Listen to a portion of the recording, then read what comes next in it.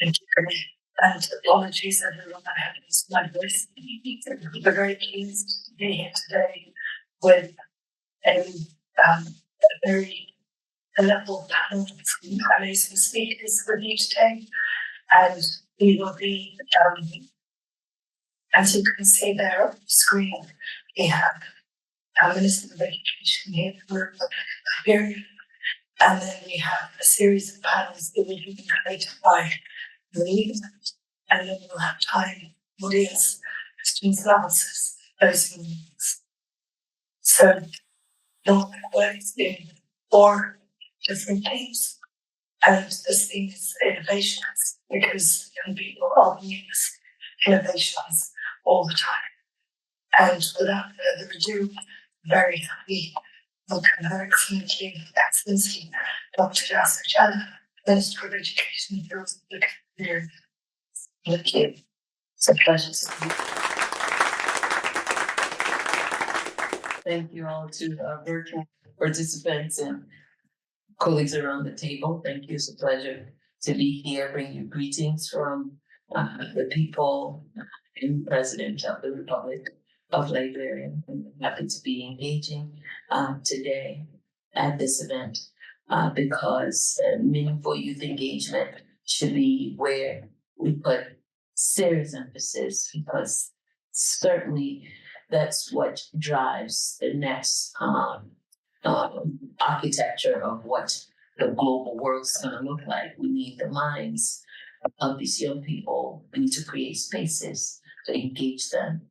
And these conversations are so critical. Hearing their voices, having them be a part of the conversation, and providing opportunities for them to not only be at the policy table, but to also bring in what they see as what they may need to be encouraged and stay the course is important. So I'm glad to be here, and I look forward to the engaging dialogue.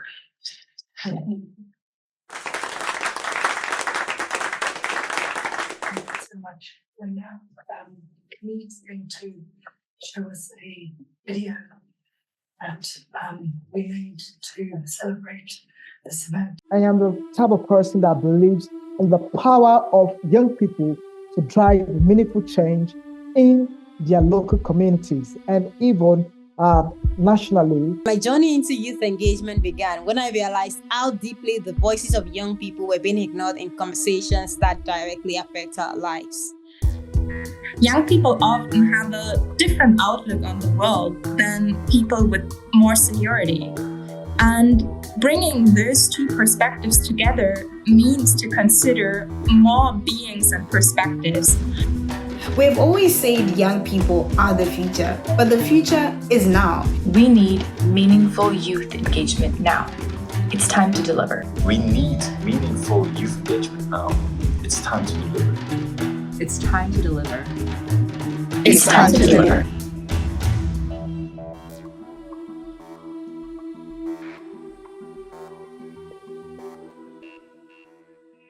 Thank you very much. And now I'm very pleased to hand over to Carolina, who's our youth engagement specialist in NORRAG. Carolina. Thank you, Maria. Thank you, everyone, for bearing with the difficulties, but at the same time, it's a village and a community to bring everything together. And so we thank you also for trying to do this. So thank you, everyone. Thank you, Sakshi. And indeed, I think I should begin with a word of thanks for being a wonderful collaborator on education, to Minister Jallah for your opening remarks of your commitment to education, to Executive Director Kate Landon, Sakshi again, and then to GPs for Yinka. We have Ed Stegenet as well from Manipana Institute, and our wonderful youth change agents. So we have Annabella with us, we have Yasmina, we have Peace, and we have Makanalani. And it's a pleasure to have you all here with us today. And I won't speak much. I think all I would like to say is that it's a privilege to be at this table with such incredible people and young people who are making change. I think there's often discussion about giving young people a voice. I think you all have voices and yes, it can change. And I think it's time for hopefully us all to listen. I hope that's what's happening in the summit today. I think we should always ask ourselves who is allowed to speak, who's not at this table, who is at the table, and who is at the table. And so at this table here today, I love this setup. So again, thank you to just actually for this, bring this all to very setting. We can exchange equally and really be open with all of them. So this being said, without further ado, I think there are people with more to say than I. It's a pleasure to start with what I think we call the Bridging the Gap influencers. So we have Kate Landon from the Evangeline Foundation and Evan Stevenette from the Melon Planet Institute again. I'll briefly introduce you and then dive into a little bit of the panel on what you think about meaningful youth engagement. So Kate Landon holds over 20 years of experience in nonprofit management and foundation roles, is passionate about advancing gender, racial, and economic justice within philanthropy and sustainable development. She currently serves as the Executive Director of the Banking Foundation here in New York City. Her previous roles have included Executive Director of the New Haven and Leon Sister City Project and Vice President of Programs and Institutional Advancement of the New York Women's Foundation. She holds an MPA in Public and Nonprofit Management and Policy from the Robert F. Wagner School of Public Service at NYU and the BA in Sociology from Rutgers College. Thank you so much, Kate, for having us. Then we have Ed Stevenette from the Melon Planet Institute. So Ed manages international youth engagement projects and leads the annual Learning Planet Userline Challenge, which you fantastically launched yesterday night. So thank you, Ed. And we invite young people worldwide to design learning programs for their dream university. So giving power to them. So I'd like to ask you both, could you please tell us about the importance of youth engagement in your work and what principles or practices have you found to be most essential to be able to meaningfully engage with young people? So, Kate, should we start with you? Sure. So as I shared, I have the pleasure of serving as Executive Director of the Ban Ki-moon Foundation, which is one of 3 offices created by the former UN Secretary General, in addition to our sister office in Vienna, Austria, and another sister office in Seoul, Korea. So all of us work together as a network to advance the legacy of Ban Ki-moon as the 8th UN Secretary General. And if you know a bit about him, you probably associate a few key things with his legacy and his name, 2 frameworks being the Sustainable Development Goals as well as the Paris Climate Agreement. But also he very much prioritized during all of his work, even within those 2 agreements, and in many ways at the UN, a really strong focus in being a champion for women and youth in all things. So that is one thing that we share across the vision of all 3 offices, because if you ask him, people often do, or ask us directly, what is your main takeaway after your many years at the UN? What is the one lesson learned that you walk away with? And why do you think you're still in facing these global challenges at the scale we are facing them, right? What is your key takeaway? Sum it up. And he will say, at the end of the day, it seems to me that leaders wake up every day across sectors, right, with blinders on, with a really siloed sense of themselves, their identity, who they are, and to who they are accountable, right? And so when he launched our first office in Vienna, he in fact named it intentionally the Ban Ki-moon Center for Global Citizens. He did not want his name alone to be placed in the framing. And so I think that sense of global citizenship, and as our speakers just spoke to us a bit over breakfast, see global citizenship and really seeing youth as not just the next generation of leadership, but an actual current generation of leadership that in fact is leading the work, but just perhaps does not have the visibility, the access to resources, the access to influential decision-making and policy-making tables.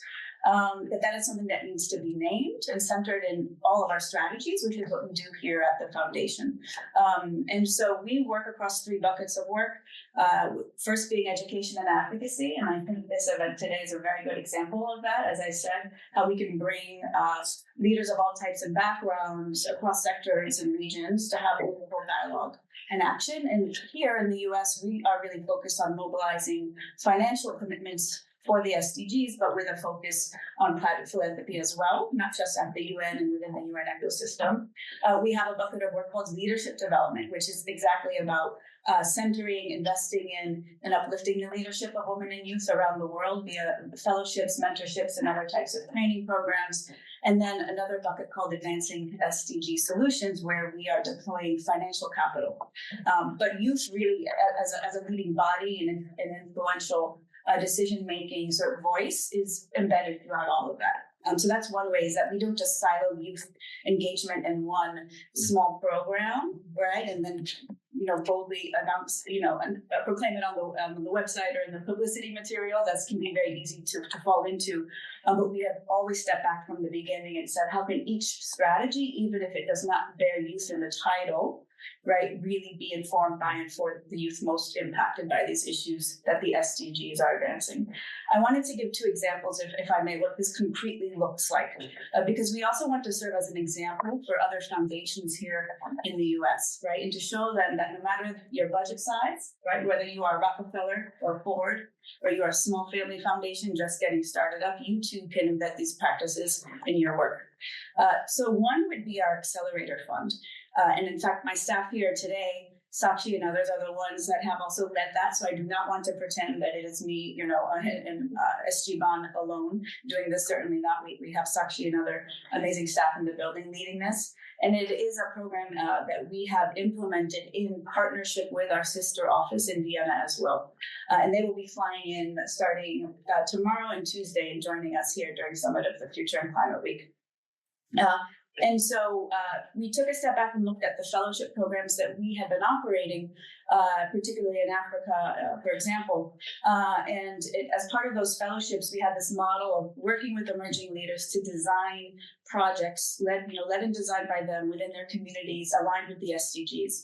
And we're helping to get them from a design aspect, those projects up and running. And then we realized that the next step, in fact, was financing. Like, that it was not enough alone to do technical assistance and training on program design and evaluation and communications in a theoretical sense. But we could leverage our position here in the US and in New York to raise resources to get these projects off the ground. But we did not want to do that as staff alone, right? We realized that, yes, as staff, we do hold some background in grant making. I hold many years of background in grant making here in the US and internationally. But we wanted to go back to the source, to have the youth involved in our programming over the years, the alumni be co-designers and implementers of the grant making strategy from its beginning. So we held webinars and engaging youth that we ensured were representative of all the backgrounds we had engaged over the years. We had very basic strategy conversations, really rethinking the purpose of a fund, of an accelerator fund, to give startup funding from scratch. We did not come in with many assumptions, right, that we were leading with. We learned tremendous things from them about how to orient the work of the fund moving forward.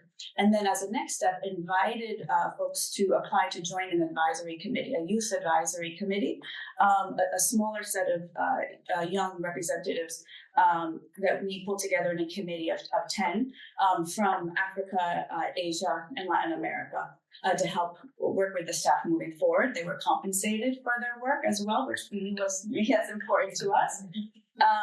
And then with that smaller group, we actually sat and designed grant making criteria. And then we released an RFP, collected applications, and then the staff and the youth themselves co-reviewed. There were an equal number of staff and youth reviewing each application.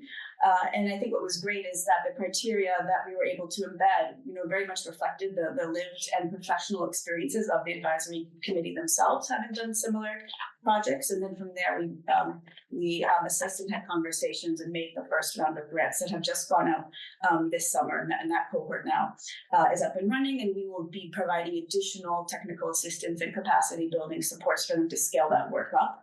And as a foundation, what I would name is that we have been intentional about leveraging our specific status here in the US as a public foundation and grant maker to bear some of the risk about what it means to invest early. So these are youth that perhaps don't even have registered organizations yet.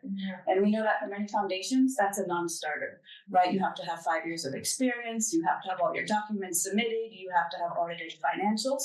And the reality is that everybody starts somewhere. There always has to be a funder, an entity that comes in. and sees the vision and is willing and able to fund even before all of that is set up. And so we decided that we could sort of bear a bit of that risk as a private philanthropic actor while doing rigorous vetting, while getting to know these leaders and their emerging projects very well. So I think we're pushing back a bit on that false dichotomy that exists, that you have to be one or the other. You're either, you're an early stage project that's too risky to invest in, or you're large and established, and therefore you're not a risk to invest in at all. And so that's just one concrete example of how I think we are meaningfully building youth engagement in all aspects of our work. The other that I would love to name and bring into this conversation is our initiative on advancing Indigenous youth. And so when we took a step back and looked at our SDG and thought about why is it that we are falling so behind in achieving such a small percentage of the SDGs that, as a whole, as a globe, that there were and there are certain communities of youth who still don't have representative access and space and influence in global decision making spaces and convening tables. And that Indigenous youth were absolutely one of those communities that we were not seeing enough of. And so we took a step back and we realized that we could take a systemic change approach and map the ecosystem of all of the barriers to participation and figure out how we can strategically intervene.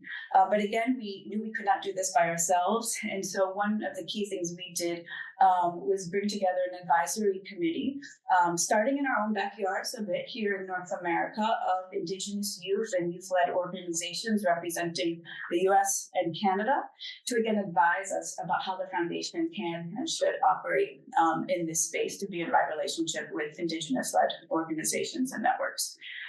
And so actually that advisory committee has just closed its formal engagement. And I'm very happy to say that Makana Lani, who's been working with us on this project, will also speak from her perspective a bit as well. But again, we found ways to first actually, even though it was youth focused, bring together an intergenerational table, because that's what the youth asked, was in the beginning, that it be an intergenerational setting that advised us. We again gave grants, in fact, of $10,000 each to each participating organization, unrestricted, for them to do as they choose. And in fact, the realities of youth in engaging in this work are wearing many hats, right? It's not just one organization that they're representing. It could be a local community group. It could be a group at the university. It could be a nonprofit they're just getting off the ground. So we basically gave, youth also the choice to pick, and us be flexible as a grant maker about which entity perhaps most needed those resources. And then we, took it upon ourselves to figure out the grant making structure that would, best allow us to fund that work that they chose, that they were representing, or that organization they were representing in cases where they were wearing more than one hat. So we will be using those recommendations coming out to inform all of our work with Indigenous youth in North America moving forward, and then evolving that body into what looks to be, again, more youth-focused advisory body on this moving forward. So thank you for the chance to allow me to speak. I'll pause there because we do like to give concrete examples. We know it's very easy to hear these things talked about in abstract terms, but we strongly believe that one of the reasons why foundations don't engage in this work is because there aren't enough good concrete examples out there, or people willing to meet them where they are and really do the work to help them build the infrastructure to do that work in-house. So we stand ready also to advise, to counsel other foundations and philanthropic actors who are interested in also embedding a more meaningful youth engagement ecosystem into all of their work. So thank you. Thank you so much.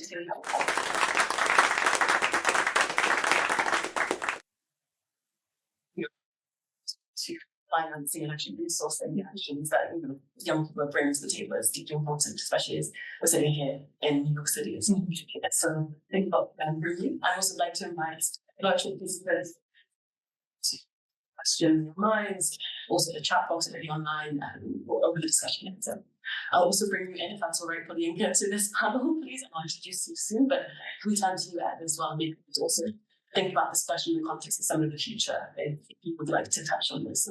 Absolutely. Yeah, so thank you so much. Thank you for the invitation. And I should just say as well, I think it was 4 months ago, the last time I was here, working in Foundation. for global citizenship. We were with a group of youth members, and we ended that session with what are recommendations to take, I think, to the next board of Black Human Foundation, I think the month later. And so it's great to come back and have an equally concrete and truly authentic way of engaging young people in the process. So thank you for hosting us as well. So we, I'd say for Learning Planet Institute, we're guided by this mission of co-designing the future of learning across generations, but notably with youth. And I just want to give 3 different areas of how we look at this through co-design itself, project-based learning, project-based work, and then integrating into a wider system, knowing that, I think, and we heard it in the Summit Future this week, that partnership is the new form of leadership, and notably partnership with youth bodies as well. Firstly, on co-design, we were founded around a table smaller than this in the back of a lab 20 years ago by students and leaders who wanted to learn about different disciplines and to co-design together. And so with every year, we've grown since then, but guided by the same mission of how can you bring young people and students into every stage of the learning process. We're based in Paris, in France, and even the building that we have in the center of Paris was co-designed with students across the process. And so that's not just in terms of their learning curriculum. We have bachelor and master programs, but it's also in the space that they want to create as well. And to fast forward to 2020, we were able to join with UNESCO, opening an alliance for the future of learning, the Learning Planet Alliance. And for us, this is a space to bring together and take some of the practices of how we design with students, but across institutions as well, and to bring that onto an international level too. And so when we see co-design, particularly this time last year, we were at the UNGA, and we hosted a session with young people and with stakeholders on looking at how would we prototype the university of the future, adapted to the challenges of today. It's a fantastic session, opened a huge amount of ideas. I think a couple were here today. And then in our review of that session with the youth members from our council and from those that were present, one of the key things that came up was, this is fantastic, we've had a workshop, we're ideating, but we need to go further. We want to produce and to generate these ideas. And it was from that conversation that the Learning Planet Youth Design Challenge started as a concept at this time a year ago, saying, look, let's give an opportunity for young people around the world to pitch their idea, to pitch their project of a learning program towards the university of the future, and to give that space immediately beyond the workshop, beyond the consultation, and to see what emerges. And so in the first year of this prototype, we had projects from over 32 countries coming together, a wonderful international jury, not just of the academics, but also bringing in the social entrepreneurs, those from foundations, and the leaders of youth networks as well. And so from that point, we were able to bring together a cohort of, firstly in this last year, 20 finalists. And over the last 6 months, we've been mentoring these projects and bringing them to reality as well. And so for us, the process of co-design comes not just from getting in the workshop space and getting ideas onto the table, but giving that environment to be able to pitch, and then to be able to, following that, support together as a cohort of, an intergenerational cohort of actors. And I think that brings us to the second point for us when we look at meaningful engagement. And I think this is where particularly Summit of the Future has been interesting this year, is seeing the number of very concrete projects, and that Kate has just alluded to as well, the foundational level come to the surface. But for us as well, I think a concern that was raised, at least from some of our finalists, is, when I want to go and present my project, for instance, over the course of these coming days, we had our launch of the Youth Design Challenge yesterday, and a couple of them said, my project has completely evolved over the past year.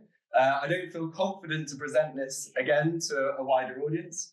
And that's part of the process. We want to encourage, that we can't put that pressure on the youth stakeholders to come with a one-size-fits-all project ready to go and ready to be presented to the world, and that we need to encourage the fact that we are in an iterative process as organizations, as foundations, as the global UN as well, we're learning throughout this journey. And so for us, that was really key with our design challenge, that every participant, they submit their project on a project page. That's for them to evolve over the course of the process. And we give the tools to be able to not just leave what you have in one proposition, but to allow it to evolve over the course of your journey of engaging, of proposing your ideas. And I think that's what was really encouraging, actually, coming back to the report, that I think when we were submitting ideas for this, there was a real encouragement that this isn't static. This will evolve over the coming year. And I think we need to encourage and recognize that iterative process is so important in how we engage and gain the trust as well of brilliant youth delegates. And then I think thirdly, and again, coming into some of the future as well, I've written here to integrate within the wider system, and coming back to that point of partnership being the new form of leadership, that one way of building the trust that we found with youth members and those participating is showing what the journey can be into affecting meaningful change. And so last year at the launch, the challenge, we had around 50 youth delegates, but then we also welcomed our jury coming from across, as mentioned, spaces of academia. Grateful Radhika, for instance, who is just here, who is part of this jury as well, but also through business and through research as well. But then we also had Stefano Giannini, the AGD for Education at UNESCO, who was there first listening to these projects. And then we were able to welcome as well different ministry delegations and officials as well.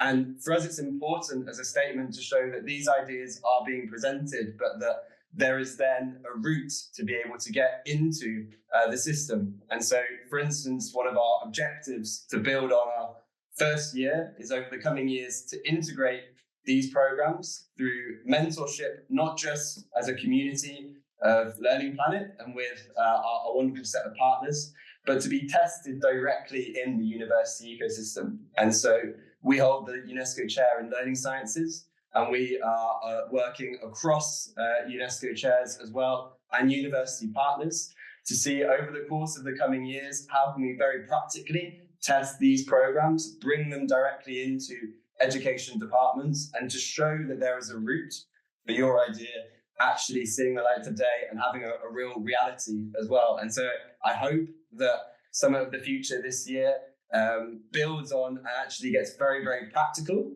in terms of bringing these ideas into the systems, and so that we can come back next year with a real story and impact to tell as well. Thank you. Thank you so much, Ed. And I think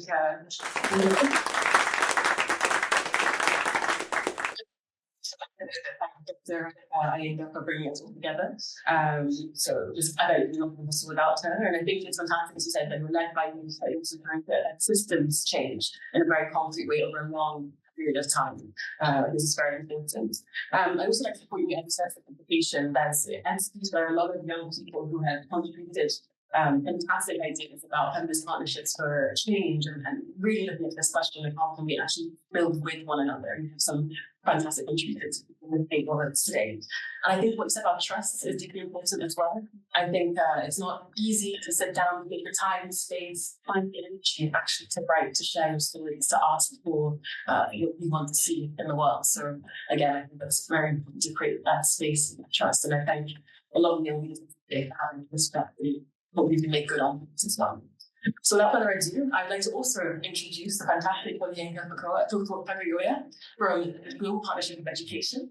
And I'd also like to turn to you for your insights on the question, but really I'd like to say, give you also the entrance you deserve. So Olienga is an advocacy specialist of the Global Partnership of Education. You focus on advocacy around climate change and gender equality in education in particular. You've played a key role in GPE's participation in forums like the COP, COPs, and Women Deliver, and you lead GPE's Global Youth Leaders Group to amplify youth involvement in democracy. with a Master's in Global Human Development from Georgetown University and a BA in Economics and Sociology from Amherst College as well. Pauline's educational expertise is complemented by her experience in managing partnerships and advocating for inclusive education policies. And at GPE, you continue to champion gender advocacy and youth engagement and contribute to GPE's strategic presence at key educational and business events. And again, Pauline, we could not have this event without you, so thank you so much. So would you like to run with the question, or are you ready to dive in? I think I can just dive in and try to be a little bit brief, but thanks so much for that very kind introduction. And I think coming at this from a little bit of a different angle, as GPE, the Global Partnership for Education, is not so much a youth-focused or youth-centered organization. So we really come at meaningful youth engagement from how do we engage young people as stakeholders in the state of education globally and in their countries. So if you're not aware, GPE, the Global Partnership for Education, we work primarily with governments, specifically ministers of education, like Minister Jallah here, providing financing to really transform education systems. We work with a very country-led model where countries will identify what are the aspects, challenges that they're facing, and we come alongside them and really provide some of that financing and technical support to try to spark these transformations within the larger system. So thinking about how we can maximize impact. So within that context, GPE looks at youth leadership and engaging young people, because at the end of the day, we know that a lot of the work being done on the ground is being done by young people, the volunteers, pulling things together, the projects, all this work. And so we look at engaging young people as a constituency, as stakeholders, the same way we engage teachers, the same way we engage the private sector, is the same way we want to be engaging young people. This is done primarily through our Youth Leaders Program, which launched in 2020, COVID times. It was very interesting. And what we're trying to do there is really give young people a platform to amplify the work that they're already doing. And so it's an advocacy partnership. We work with them to share the work they're doing, advocate to their own leaders about investing in education, because education is everybody's business, right? And even though GPE currently focuses on basic education, so pre-primary through secondary, it's important for the whole of society to have young people that are fully educated, that have the knowledge and skills and tools they need to really be productive in their communities and in the global community. So apart from that advocacy, one thing we try to do through the program is also connect young people to policymakers. And actually, someone in our last cohort said to me, she said, this is so important because decision makers don't listen to us in our countries. And so it's when they come into spaces like this, like the Summit of the Future, or whether it's at COP, we had the Minister of Education from Malawi with us at COP, Minister Wirima, or whether it's, at Transforming Education Summit. Actually, those are those moments where young people who are working in their countries get to connect with policymakers and actually sit down and have a conversation with them, like Farida had with the minister this morning. And it's a matter of, there's a lot of priorities to balance, there are constant crises. So one thing that we really deliberately do at GPE is kind of make the space for young people to connect with policymakers whenever there are these convenings and moments. We're also working on integrating more young people into some of the country level processes that we have. So for example, GPE works through local education groups and in different countries. And of course, this is all driven by the country priorities and what the government sees as priorities. But we do encourage them to have some youth participation in the same way we've encouraged every leg to have a gender focal point. So those are some of the ways where we're really trying to engage youth in operations and in processes, as opposed to sort of setting up a standalone youth moment or something, but really thinking about how we bring in young people and engage them the same way we engage other constituents. The final thing I'll say is thinking about how GPE moves forward. So we are currently in the middle of a strategy refresh. It's not a full overhaul, but drafting our strategy for the next 5 years, GPE 2030. And so for the first time in the formation of this strategy, we had youth engagement, substantial youth engagement through a webinar, through a consultation, and then through making sure that young people got the opportunity to input into the survey that was sent out to other partners. And so again, we didn't set up like a special youth moment to engage them. Of course, we had additional webinars to make sure that they understood fully the context, but we engaged young people just the same way we engage teachers, the same way we engage private sector partners. And so really bringing them into the operations and giving them an opportunity to share from their work, from their perspective, what their thoughts are about what GPE is doing, where they think we should be going. And so I'm really excited to be part of making that change within GPE and really looking forward to institutionalizing that more and more. And the last thing I'll say is that we really think about young people when we work with them.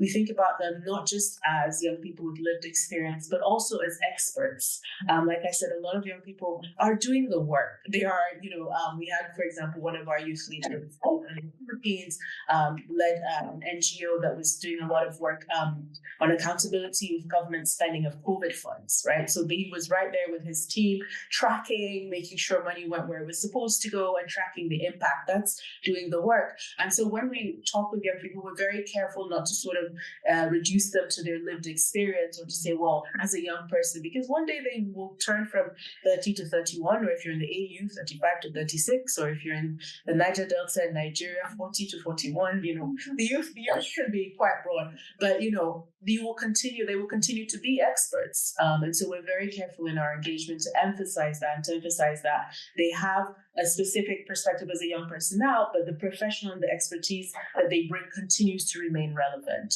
So that's something that really guides a lot of our engagement. And I'll stop there. Thank you so much for connecting, I think, with that policymakers directly. Also, I think embedding institutionalism and engagement across all the operations and processes is fantastic. And I think from our two panelists, we've had a lot to learn. Time is running away with us, I think. So what I'd ask each of you just to do to conclude this section is, again, we're in this summit picture moment. If you have one key message or 2 sentences and you'd like to bring to the table, I would invite each to get this out, policymakers, to everyone who's gathering in this very particular once-in-a-generation moment as we listen unfold. So who would like to begin? And then thank you for this. Not a small question, but I really enjoy this. I'm happy to force myself to be brief as you suggested. I have to name, I think, the amazing framing that you led us with about who's at the table, who's not at the table, how do we bring them to the table, or even ask why were they, and what are these systems and foundational things undergirding why they have never been asked. And we have to name those things and really dig into them before we just start sending out invites, because if we don't name and course correct, we'll just keep repeating the same patterns. For me, I think 2 things, 2 sort of calls to action coming out of Summit of the Future is finding ways to bridge action and collaboration between private philanthropy in the UN ecosystem and multilateral funding sources. Still, I find that there's not enough conversation and collaboration, perhaps during these moments of September and such. But that is something that we are very interested in at the foundation and something that we are committed to continuing to do. And then the second is finding ways to get American leadership better involved in these conversations. I would like to name that. I think, the SDGs were launched in a moment that were particularly interesting for us here in the US in terms of our own political context at the national level. And there have been some distractions sort of just since because of that. There were private philanthropic actors mobilized around the SDGs in the early days, and some of that traction got lost, and there are many people trying to bring that all back together. But even our name, being here in New York, right, we're a city of anywhere between 8 to 12 million people, depending on the census and who's being counted and not. But there are millions of activists, nonprofits, even in the city in which we are sitting, doing work aligned with the SDGs that are not being invited to the table on the conversations that we're having today. And I think there's a tremendous power of recognizing those youth-led movements here in the US that should be in conversation in solidarity with global youth also doing this work. So we are also committed to bridging, I think, those gaps and finding ways, to support meaningful partnerships there. So that's the next evolution in our own work here at the foundation. So if anybody on the call or at the table has ideas for us about how to do that, we would love to be in conversation with you. Fantastic, thank you, Kate. Should we just run down the line and Ed, put in action? Yeah, sure. I think maybe one point of caution and then one point of hope. I think the point of caution is that just to be careful that often youth are the only type or generation that are asked to carry the voice of their whole generation. And so I think that we need to be very wary of saying, well, when we're bringing young people into the process, to be sure that they're not just carrying those voices, but that this is part of a wider system. And I think that brings me to the point of hope, is that, if we can show, as in our case, for instance, we're a learning ecosystem, we're an institution that we are integrating these ideas into a wider ecosystem, not just at the policy level, but in academic spaces, in a real institution, on the ground, on the Zoom calls, on a week-to-week basis. We want to come back this time next year and to give tangible examples of how we've been able to test youth-led programs into a university space and to then bring that to the UN and show that it really can work. So that's a hopeful message that I'm carrying with me coming out in the future. I'll agree. I think my short phrase would be around inclusive follow-up. As you said, there's so many people who are not at the table, who can't be here. And it's so important to make sure that it's not in September we have these big meetings and go away and then come back again next September and it's another meeting, but really what's going on in the in-between and how are we being inclusive there. I think Annabella and Farida can talk about what it took to get here in terms of visas, and this is not the most accessible country, never mind from getting into the UN, which I can't get into today. I don't know if anyone has a special ticket, but thinking about what does follow-up look like and how do we in the different regions, countries, communities ensure that these principles that we are working so hard around and the things we're working so hard to build are really also felt and domesticated in a way that's relevant. Thank you so much. So with this fantastic conclusion, we close this section of our event, our panel. So thank you so much, Kate and Pauline, for your fantastic introduction. Actually, I think what my last point saying bridges fantastically into the next quarter of this. As you said, I think the efforts a lot of needs even here in this room are huge. And I think the question of inclusive follow-up is why are such people not? Is a question I think people ask us and people interview it. So I will briefly introduce our youth change agents who are leaders in the community here internationally as well. And I will just give you the floor actually after I introduce you, because I think that's we want to hear from you. So I've been asked to speak a little bit louder. So before we move to our youth change agents, I'd just like to invite the minister to perhaps give any reflections on the engagement and yes, on this what has been discussed so far to bridge us into the next portion of our event. Several. One, I think I'll begin with what Farida shared about the follow-up.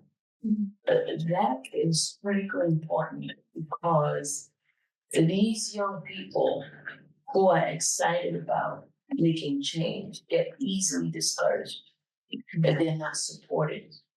So this in-between time that either prepares them to be at the table or not be at the table is critically important.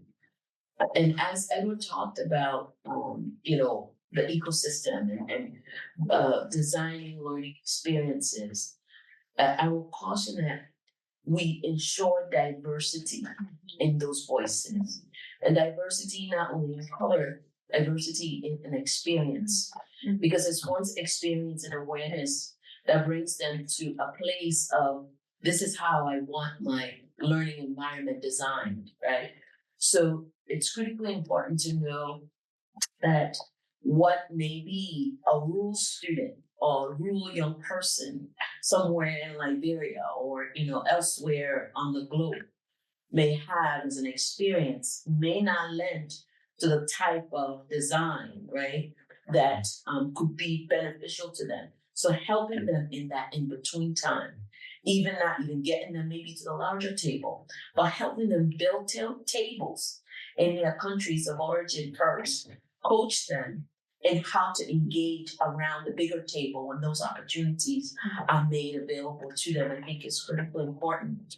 There are several programs that come to mind in Liberia There's one that is termed Educate Her. And there's another one that is called Books Before Boys. And it speaks to helping, young women focus on education, because we all know the transformative power of education.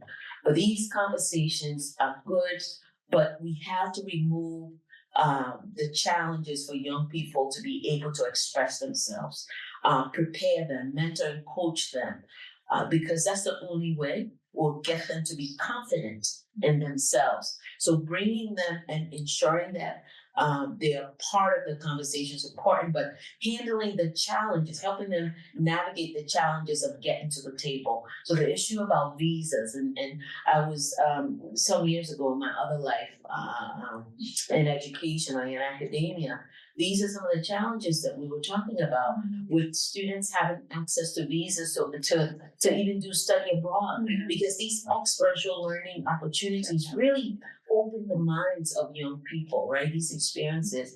And when we gathered with some university presidents from abroad, it wasn't only the continent, it was, non-developed countries. And the concerns for these university presidents were the number of denials, visa denials that they get, even if sometimes there's research work that needs to happen, or experiential learning opportunities that students should be engaged. By the time they get through the visa process to get to the end, the grant period has elapsed, the opportunities are gone. So what can these types of, interventions do to support students or young people in the process? Because it's a significant step to getting them here. Just not opening, putting out a request and saying, oh, this is an opportunity, for you to engage. But how do I get to where I need to engage is part of the conversation. I think we need to continue to foster, because that's critical to getting us at the table. Often we lose sight of that, and that's why I think that the issue about follow up in the in between is critically important.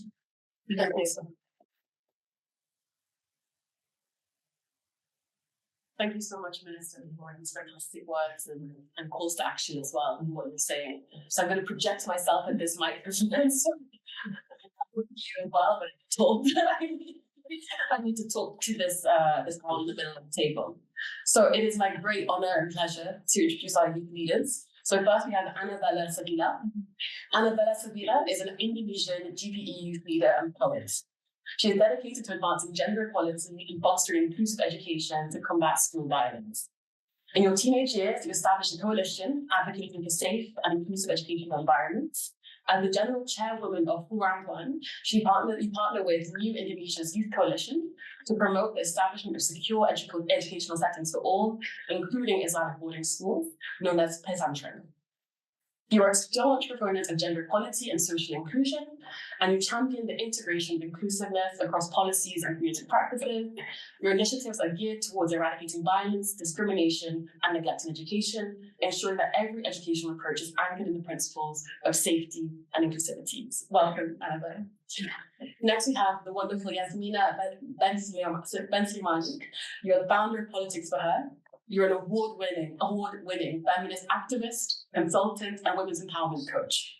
As founder of Politics for Her, you advocate for political participation and representation for young women and girls from global majority countries, and you focus on climate justice, migration, and gender-based violence. You're also a contributor to our publication here today, talking about women from the global majority being included in these conversations. Welcome, Yasmina. Next, we have Peace Monica. You are the executive director of the Nile Girls Forum. You are the founder and executive director of the Nile Girls Forum in Uganda. You focus on leadership, sexual and reproductive health, climate justice, and peace building. You are certified in sexual and reproductive health and rights. You're a partnership lead for the Mastercard Foundation Alumni Committee in Uganda. You're a USAID Guide Fellow in 2023. You are the Academy of Women Entrepreneurs 2022 alumna. and you're the secretary of the African Youth and Adolescent Network Uganda Board, and you've been named among the 40 under 40 inspirational Ugandans. Welcome, Peace. As we said, good President. Next and last but no way least, we have Makanalani Gomez. You're a Ban Ki-moon Foundation Fellow. You were born and raised in Hawaii. You're a storyteller, land and water defender, and emerging healer. You're a former co-chair of the UN Global Indigenous Youth Caucus. You've served the caucus for over 5 years, 3 as a Pacific focal point and 2 as a co-chair. You are the inaugural Programs Fellow at the Ban Ki-moon Foundation and a master's candidate at the Kamako-Olani Center for Hawaiian Studies at the University of Hawaii in Manoa. You're part of a team of Kanaka Maoli women working on the second report of the Murdered Missing Native Hawaiian Women, Girls, and Third Gender Peoples Task Force. This is a groundbreaking initiative to understand and make visible the experiences of violence facing Native and Indigenous communities. You're connected to local and global decolonization and demilitarization movements, and you protect planetary and human health. It is an honor to have all of you here today, Richard. As I said, and I mean it, I'm now going to be silent. So we're going to please have Anna, followed by Yasmina, followed by Peace, and Bach, as we said, finally, last but not least, Makanalani. We'd just love to hear your thoughts on meaningful engagement, what needs to happen with all policymakers, especially now as we're discussing in this context of the future. And again, online participants, please have your questions, your thoughts, your reflections very clearly. Over to you. Okay, thank you, Carolina, for the complete introduction.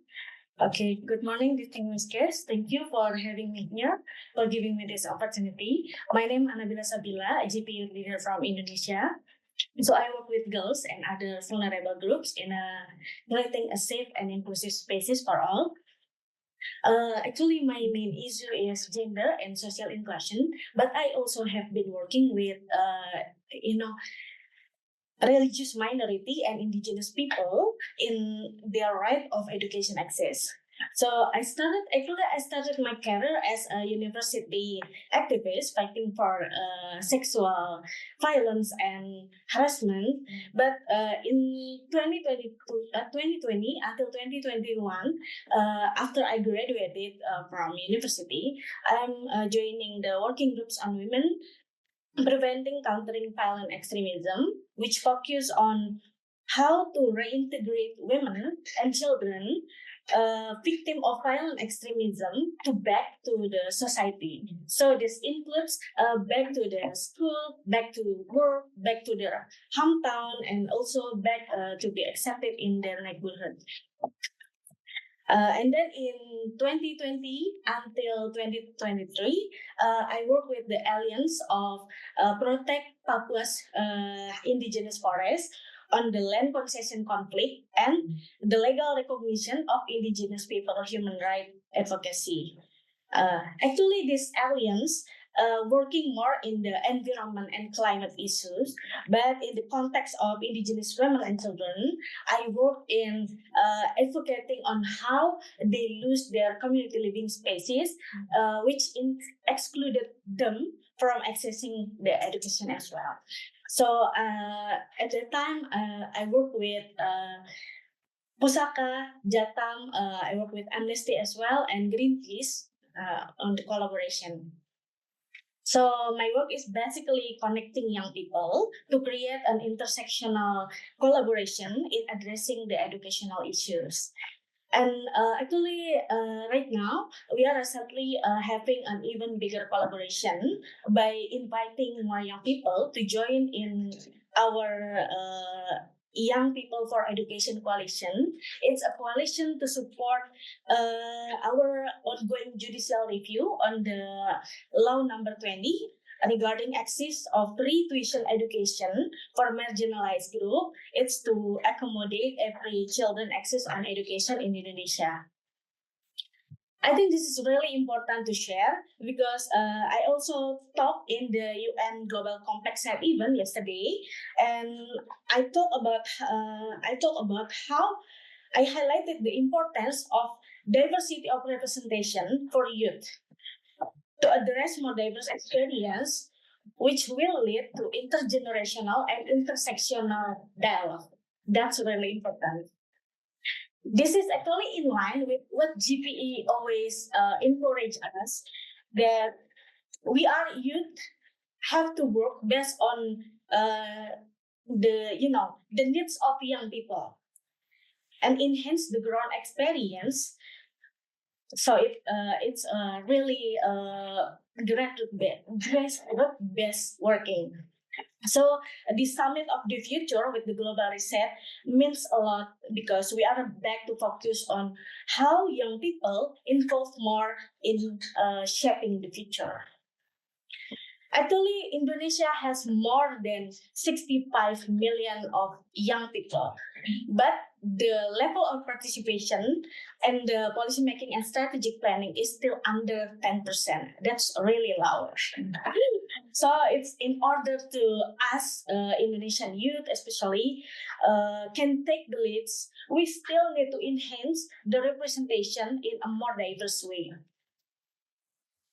So by involving more diverse youth with diverse experience of the respective community, I believe it's a game changer for shaping the future. Yeah, because everyone will have a representation, right? And because young people really engage more in the community, and young people equipped with the ground experience. Yeah.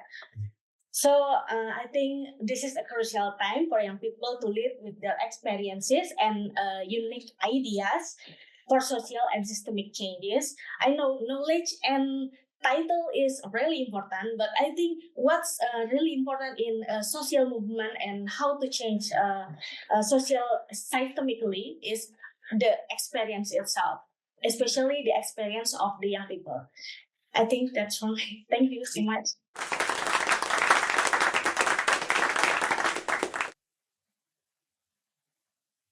Hello, everyone.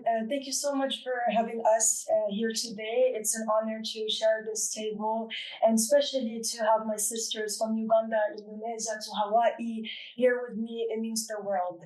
My name is Yasmina. I'm indigenous to North Africa, the land of the Amazigh people, and I currently reside in Puerto Rico, which is a colony of the United States of America.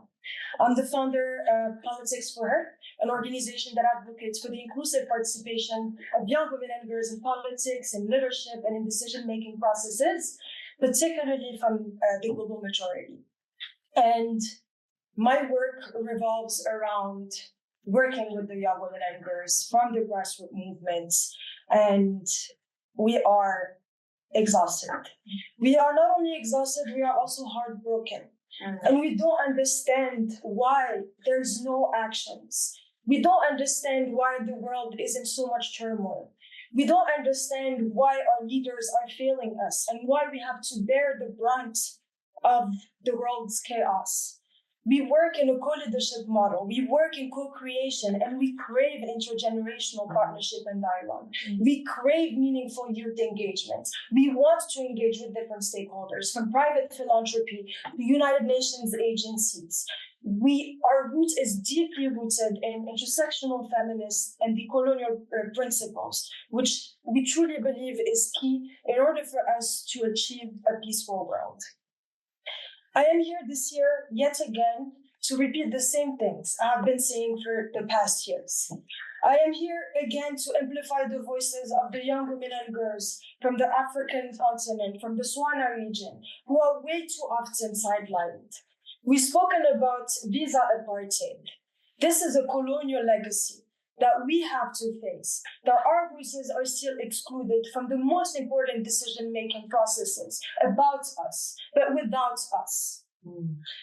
So I'm here again because I have the privilege of having access to these spaces, and although I do not want to be here because I do not want to be repeating the same things, I don't have a choice. I need to use my privilege for all the young women and girls that I work with that have been left behind.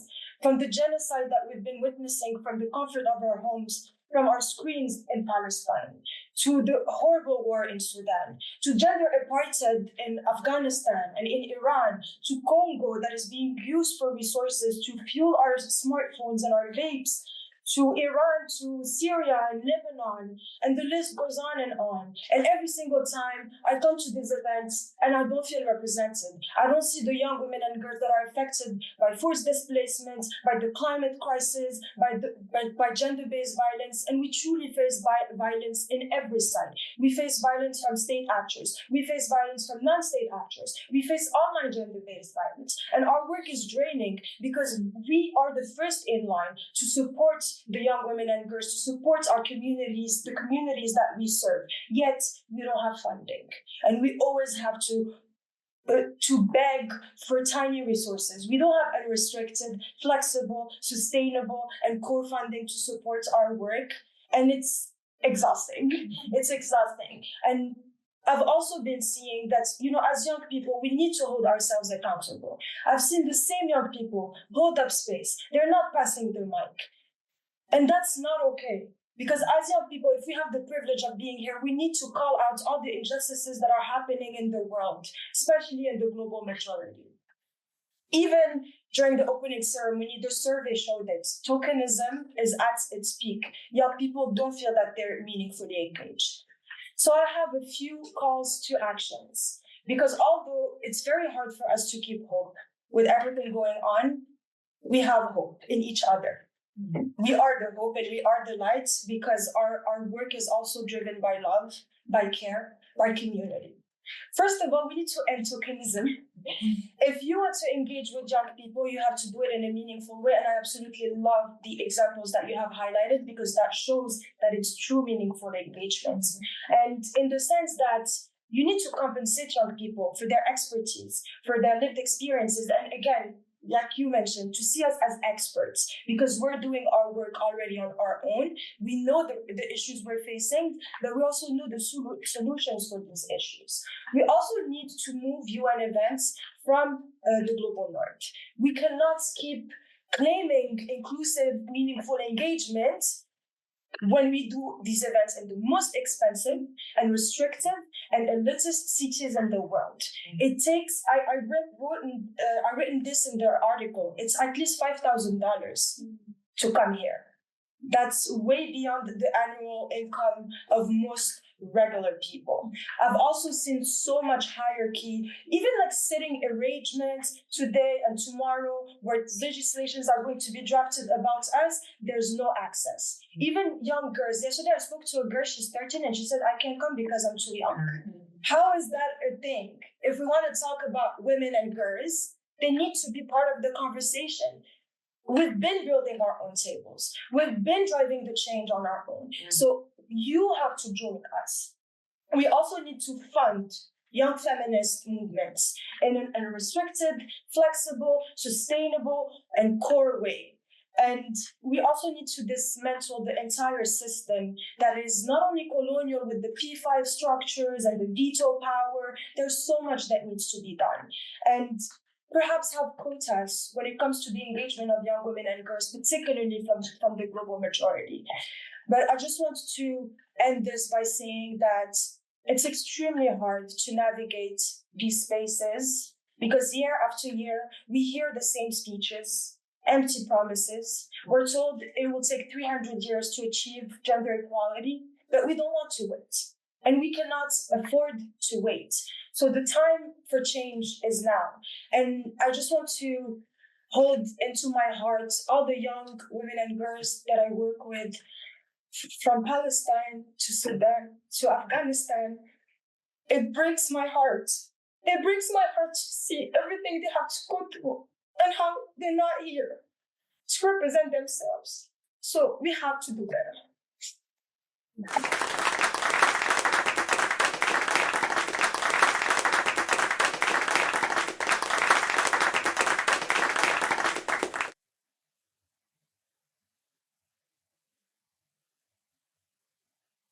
Thank you so much for having me. It's such an absolute honor to be in this room. And I'm really thrilled to have colleagues share on this policy insight. Thanks to NORRAG for this platform, because my colleagues have shared, it's not easy for young people, especially in the global south, to get engaged in these spaces. So we do not take that for granted. My name is Peace, once again, and I'm the founder and executive director of the Nile Girls Forum in Uganda. The Nile Girls Forum is a young women-led organization that focuses on adolescent girls and young women in their diversities. So we work with the refugees, we work with persons with disabilities, the persons in rural communities, and also the urban slums. And for us, meaningful youth engagement is really core to us. It's the heart of the Nile Girls Forum. And for us to share basically about what it means for us as the Nile Girls Forum on meaningful youth engagement, we have been in existence for over half a decade. And over these years, we have seen how young people, when given a platform, can create so much impact. And for us as Nile Girls Forum, it is very intentional for us to enable that these young people are provided with the spaces and platforms where they can express themselves, not only just in issues that are usually left out of these conversations, but because they have lived experiences. A case in point, I was born and raised in a local health facility in northern Uganda. Now, if you talk about northern Uganda, this is a region in Uganda that really suffered the NRA war for the longest time possible. And for me, growing up in this health facility, I witnessed firsthand exclusion of young people's voices in decision-making processes, let alone on those other platforms. But right from the household, we still get to see that there are young women out there that could have been in these rooms and have these conversations on the sidelines of the summit. But because they have to ask permission from their spouse, for example, or ask permission from the person that they live with. So how do we ensure that these people are brought to these spaces? And it's really such an honor and great delight to me that we have such platforms where we can still bring the voices of the young people and represent them. And as the Nile Girls Forum, we have really also been very specific on engaging young people in co-creating solutions and platforms, because we believe the solution is closer to the people that have to deal with all these issues. We cannot sit on this table and draft solutions for young people that we have no idea what it means. And as the Nile Girls Forum, we have been intentional on ensuring that we have youth-led research. Currently, we are in the process of concluding our research on the sexual and reproductive health, rights, and needs and challenges of young people and how it affects their decision-making processes.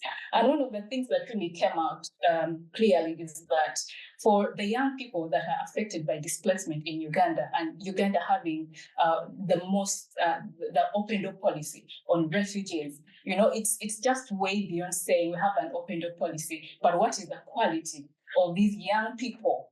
Are we giving them the access to education? And one of the things that came out from this research is that the young people are oftentimes, for example, in schools, are not accepted to contest for leadership positions just because they are not Ugandan.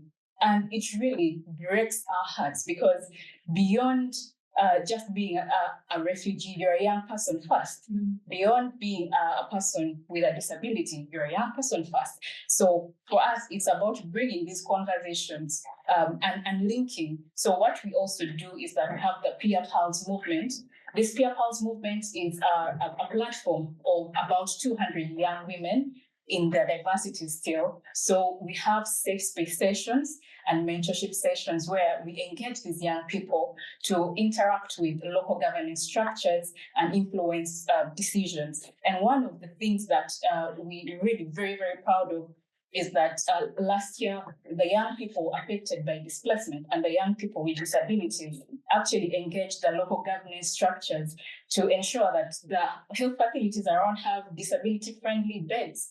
And for a very long time, it's easy to speak and say we are meaningfully engaging these young people. But even when we talk about disability is diverse. So how intentional are we to bring these young people to the decision-making platforms? And one other thing that is really very close to our heart is still in aspect to peace building. We all know that we can talk about meaningful youth engagement, but if the world goes into war after war after war, how are we ensuring there is peace and stability, because we cannot talk about access to education without having stability in our different countries. And so these are conversations that we should not just let young people be on the sidelines, but we should bring young people in these conversations, because we're a country that underwent a war for the last 20 years. Young people are not even engaged in this peace-making processes. The peace talks really didn't have conversations around young people. And for us, as the Nile Girls Forum, as much as we talk about meaningful youth engagement, we just don't leave it to bringing you on the table, but how do you get to the table? There are very many young people out there who have gotten the opportunity. They've been probably accredited by the United Nations to attend this, but they do not have the resources. They don't have the funding. Talk about them going to get this visa. Some of them do not even have the money to apply for the visa. And we all know when a visa is rejected, there is no refund. So how do we then also really have these conversations? Because in order for us to make sure that young people continually engage in these spaces, can they have access to financial resources? So as young people in Uganda, what we're currently doing is we're also integrating economic development. But also as we do this economic development, how do we then also link them to access to markets, but also have financial literacy brought into these conversations? So a call to action from me is basically let us look at the mental health of young people. This is a conversation that we've never really brought to the table. And for us to have these conversations in place, we need to have a survey to see what it means, because oftentimes in the global south, mental health is addressed as a Western agenda, So if someone asks how you're doing, and they will be probably thinking mental health talks about going insane, being in rehab, and all these things. So how about the young people that have founded organizations that have to deal with all these challenges? It takes a toll on the mental health of young people. And it is very important that we bring these conversations. Thank you.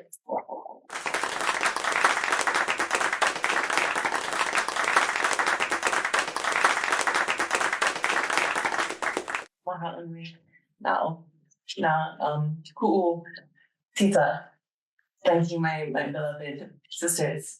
Aloha nui, aloha mai kako, ina ohana, ina hoa maka maka, ina kiki o ka aina, o wau no o makanalani Malia Gomes, e kama o Hawaii, e kama o Moana Nui Akea. Eia mai ku o kupu. This is a chant for that I'll sing a little bit later. E ho mai kai he mai runa mai ona me una no e ona mele e ho mai e ho mai e ho mai e ho mai kai he mai runa mai ona me una no e ona mele e ho mai e ho mai e ho mai e mai luna mai ona me una no e ona mele e ho mai e ho mai e ho mai. Aloha, greetings, beloved relatives, dear friends, and to the children of the land. I'm Makanalani Malia Gomes. I'm a child of Hawaii. I'm a child of the Great Oceania, also known as the Pacific. I'm a native Hawaiian and Filipino young woman. I greet you in my mother tongue and with a chant to ensure Mother Earth, this land here, Lenape Huking, is greeted and honored first and foremost. I ensure that our beloved relatives, the Lenape people, know how grateful and humbled we are to be welcomed to their ancestral land, and to thank them for their continued stewardship of this place. We are taught as young people in my community that we offer our voice, however that might be, but especially in song or chant, to ask permission from the place and the people, to ask for protection from the seen and the unseen, and even from ourselves, so that we may be the vessel of our ancestors and not let the ego take over. And lastly, to acknowledge there is purpose. The life and we have a purpose and function, a protocol that must be carried out to always remind us that we are but humble servants to Mother Earth, the ancestral elements, to the flora and fauna, and to one another. Thus, it may seem that I hold the title of Ban Ki-moon Fellow by myself, but I do not. I hold it with my ancestors, my lands, and my waters, my family, and my nation. Hold it with me. In this role, I have the privilege to support the Foundation's efforts to strengthen relationships with Indigenous youth and women-led initiatives globally, including reducing systemic barriers to their representation in global decision-making tables and helping to mobilize private philanthropy to increase funding for their work. We have just concluded an intergenerational advisory group focused on this initiative with our relatives of North America and are looking forward to continuing working to expand in other regions very soon. Although I have only been with the Foundation for a little over a month, much of this work for me started over 5 years ago when I first attended the Permanent Forum, the UN Permanent Forum on Indigenous Peoples Issues, and became part of the UN Global Indigenous Youth Caucus, GIYC. The caucus is comprised of numerous Indigenous youth from various states, organizations, socioeconomic and cultural backgrounds from each of the 7 UN regions. The caucus was formally inaugurated in 2006 and has ever since convened during the annual session of the United Nations Permanent Forum to discuss the various issues and concerns of Indigenous youth worldwide. This past April was a focus on how youth steward self-determination. And it was a very potent, and we showed up and we showed out. Over the course of my time in the caucus and even now in more of an advisory role, what remains essential to engage Indigenous youth are supporting youth to stay in their communities. I've heard it throughout this session, while we still and provide them access to engage in global work. We have hosted Zoom meetings, Zoom presentations, but this means that you have to create partnerships that understand that we work and live in various time zones and various ecosystems, and that some travel 2 hours for Wi-Fi, while others of us can just walk to our computer from our bed. So hosting various options to work with us across sectors, especially when we do this work for free. The Global Indigenous Youth Caucus is literally grassroots. Cross-cultural and intersectional mentorship within the caucus and supporting mentorship within their respective communities and territories, especially with their elders and their parental figures. Grounding in ceremony and prayer to ensure our protection and cultivate bravery to help foster safety, especially when so many of these spaces feel very unsafe for youth, especially Indigenous youth as land and water defenders and protectors. Our leadership style and mantra as former co-chair sisters were to lead horizontally, that we were locked arms hand in hand, just like I'm sitting here with my sisters, with our Indigenous relatives, to prioritize unity, to uplift one another, not in competition. My Sami brother, who is now one of the 3 co-chairs, said it best: there is no power, only responsibility. The caucus is a testament to grassroots organizing where all community and nation made. Many of us are the future leaders of our people. We've taken those core values of relationship building and nurturing and integrated it into the UN spaces and places.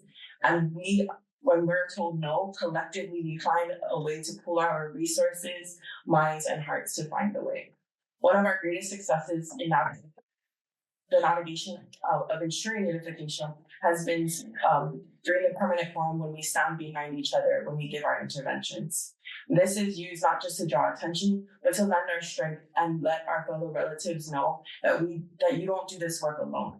Many times this work can feel isolating and lonely, and like they've said, overwhelming and tiresome. We shouldn't be young and tired already. We have so much joy. We have so much life left for us, creator willing. But through finding our common humanity, that we are all children of Mother Earth. With this in mind, I believe a global reset is necessary, and what better time to manifest it than today during this period of the autumn equinox. In my language, we say Piko Wakia, a time when we know we are meant to release what is no longer serving us and embrace and invite in what we desperately need and deserve, no matter how difficult or challenging. Therefore, in the context of engaging youth, this means that we as humans need to surrender our pride and audacity that comes with it. Our egos must die. This human-made world of capitalistic patriarchy must die, and from its death, a rebirth. The remembrance that we all descend from people who once walked Mother Earth in a good way. All of us. We must listen and learn from those who have just come from the ancestors, our babies, our youth. We have forgotten that the time in front of us is the time in back of us. We as youth are the reflection of our elders, our parents, our ancestors. To know what comes ahead is to cultivate the future generations better and better with every generation.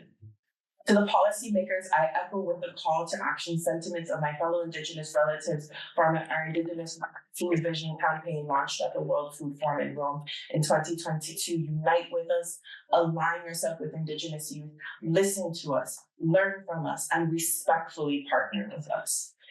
A respectful partnership means many of what they've said before, but I think primarily for Indigenous youth, we need to be acknowledged that we steward and defend 80% of Earth's biodiversity. Put some respect on our names. We come from warriors, medicine people, people who don't move mountains, but rather lay down their lives for them. We are not just stakeholders, we are also rights holders, because our genealogical ties to land and water, we speak on their behalf so that their common humanity can be recognized. Treat us as such, treat us as sacred. Second, that no matter what age, like we've already alluded to, my niece, 15, was denied entry into many events, and she's here today. We belong, not just at the table, we belong, period. So we're here kicking the door down for all of the youth to come, the 13-year-olds, the 15-year-olds, and the babies. It was extremely disheartening to find that so many of the events, like I said, were only open to those who are over the age of 18.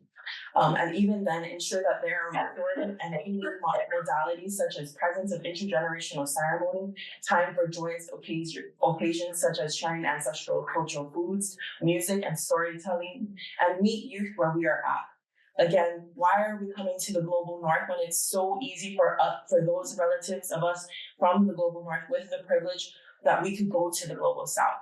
I call on us to go to the global south. Third, go home and ask your Indigenous youth how much money they need to bring their dreams, projects, and solutions to life when we go and when they want to go and find them. Create unrestricted, flexible funding to allow Indigenous youth to partake in UN processes, decision-making, and making the SDGs equitable. Go home and give our Indigenous people their most precious and sacred lands and waters back. Go home and cultivate and cut military budgets and allocate that to climate solutions, to pay reparations, to pay the loss and damages we've experienced for over 500 years. We need no more death and destruction in times of mass extinction. We need healing. We deserve to be revered just as we should be revering land and water. Lastly, to every youth, I extend the wise words spoken from those here on the lands of Turtle Island. You are who your ancestors sang about in their ceremonies. You are the revolutionary prayer. You are the sacred gift to the world. Mahalo.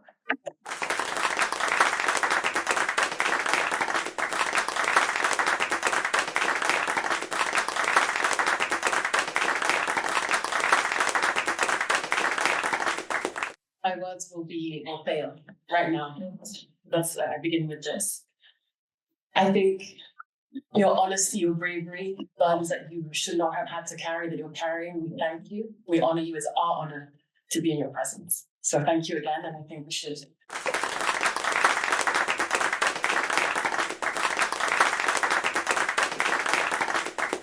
And I think as you all drew attention to, as you spoke, again, this question of who's not with us in our current moment, but who are the young people who have not even been able to live this ancestral life, who have been destroyed, but literally by the systems that you're talking about. Let's honor them as well in this moment. And I would like to say that we close this moment, but I think that's incorrect. We open hopefully a moment. I think, again, this table is something online, here in person. We are so fortunate to be here. So let this be the beginning of something, hopefully, of change that I can't even encompass. And we will all be ancestors, the people we spoke of one day. So let us leave a legacy that hopefully we'll have another table sitting proud and sitting in that plurality and diversity, but then unity as well. So thank you. I now bring the session to Dr. Radhika Ayinga, Dr. Murafo, and then we invite you all to take this conversation forward. And just thank you so much for all that you do. And let us fund you.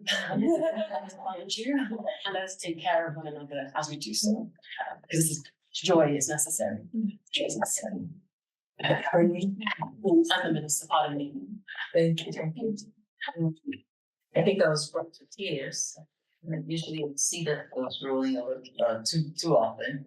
But several things that resonated with me when a young lady from Indonesia was speaking and talked about policymaking and strategy planning for the number of young people in your country that are not available, these spaces are not available to them. And I think the intentionality of these types of forums need to start in our countries of origin, right? To say we need to have these conversations. And not only these conversations, but what are we doing intentionally to lift these even from policy to actions, right? And being intentional about them, that we come and we hear moving, lived experiences, moving work of what's happening globally, but then how are we translating that to action? How are we holding ourselves accountable for those voices? Like my young sister from Uganda talked about mental health. I'm from a counseling background. I'm African. And mental health is taboo conversation. You're often seen as, someone who's weak, you can't handle the pressures. But it's really important that we hear the voices of young people. We hear the things that restrict them from coming and participating, and the kind of challenges that they bring from their home life, even to school life. And one of the things that we've been able to do in Liberia is to add guidance counseling to our school systems, so that students have room to speak, a safe space to speak about concerns at home or in the community that's preventing them from being fully engaged in school and restricting their participation in learning. But I would think that in these types of opportunities or these kinds of structures, that we are intentional about seeing outcomes, that we come not as a means of hearing the good stories, but as a result of our collective discussions and discourses. What are we telling ourselves next year this time? What are we going to be looking at? What is the expectation? We need to see we have increased funding to these types of programs. We need to see that we're having these conversations in our countries and put in money to make sure that budgets, to make sure that the voices that we need to hear at the table, we're making avenues. So from what I forget your name, Kate was sharing about, a Ban Ki-moon foundation taking on that risk, right? Of saying, you may not be registered, but we see agency here. You may not be registered, but we cannot have this voice be lost. These are the kinds of experiences that other foundations, private philanthropy, need to hear and learn from, because that's the only way we're going to see the change, and not wait until the youth are so enraged that we see demonstrations around the world and say, oh yeah, now, we've got their attention. That's the only need. Is start early, be intentional, be incremental, and let them know that their support. You talked about experts, young people being experts, they're doing the work. Yes, they're doing the work, but they still need support, they still need coaching, they still need mentoring, they still need opportunities for growth. So being intentional again about outcomes in these areas, not just Once a year, we'll come around the table, we talk, and then everybody goes to sleep, and then we come back again.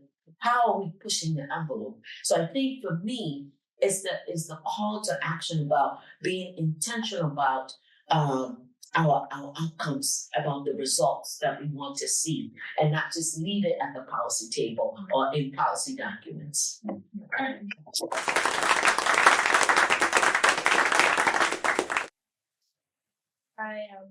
I'm Radhika Iyengar from the Center for Sustainable Development, and I'm a researcher. So I want to put a little bit of a research link to this.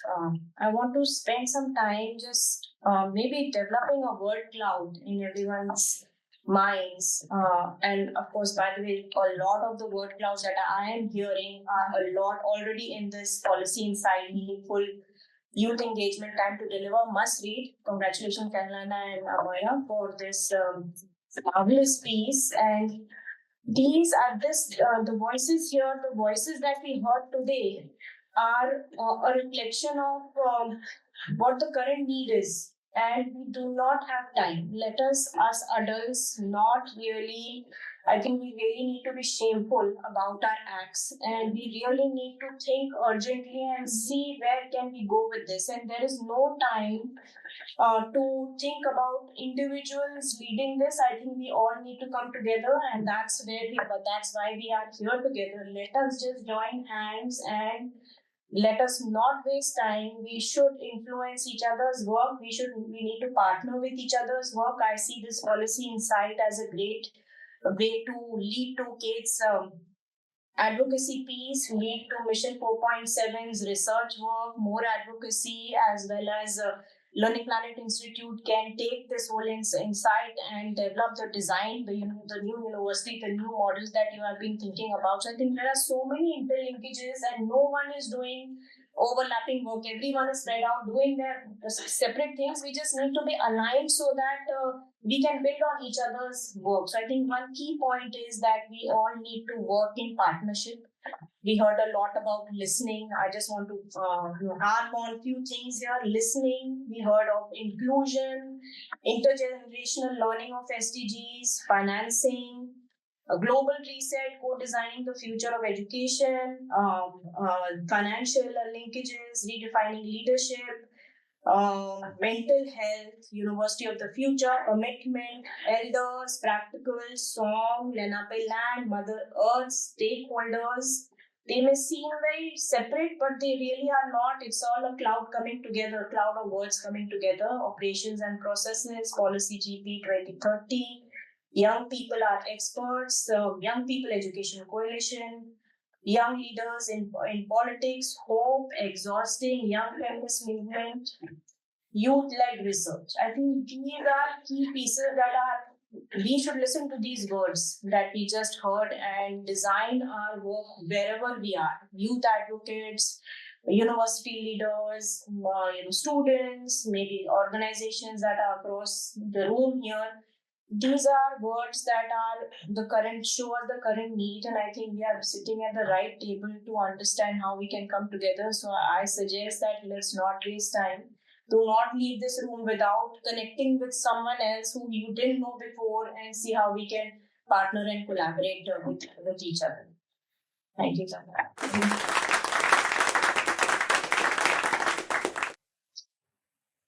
Thank you so much, Radhika. Thank you for bringing us all together. We're very pleased at the end of this ordinary event, and thank you all four of you so much for the wisdom that you brought to us today. Thank you, Minister, for your insights too, and to our partners in this event, GPE, Learning Planet Institute, Banking Foundation, Mission 4.7, excuse my voice, and the Centre for Sustainable Development of Young University. This Policy Insights publication, which is going to show on the screen, our online guests will also be able to access now. There are several sections in this, and you'll see as you go through it that the sections really deal with some of the key things that we talked about today. How do we actually, or rather I'll say, how do gatekeepers, how do those who are in power open those doors, open those gates, bring young people into the rooms and bring them to the tables. How do young people get themselves to the tables? Those who can. How is it that young people are building tables in their own context as well as internationally? And how is it that young people are breaking and also remaking those very same tables in order to make sure that those tables are more inclusive, more equal, and fundamentally more useful to people, to the planet, to all of us, not just to those young people. And there are very many of us around the table today, as well as watching online or maybe watching the video version later. And we need to remind ourselves that we are actually the wildest dream of our ancestors. And I would like to also echo the wisdom of Carolina saying, we also need to act, behave, and work in ways that would make our descendants proud of us, should we be lucky enough to have that. And thanks to Carolina Earl, the lead editor of this Policy Insights collection, of bringing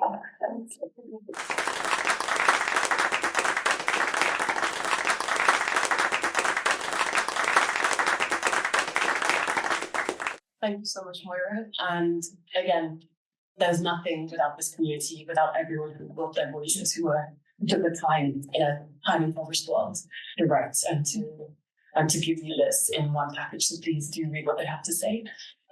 With this, we close. Unfortunately, there's no time right now for questions and answers, but as has been invited by everyone, please email us, connect. This is the beginning of a conversation, so let's actually have a long one. And that's for everyone here and everyone online. Thank you so much.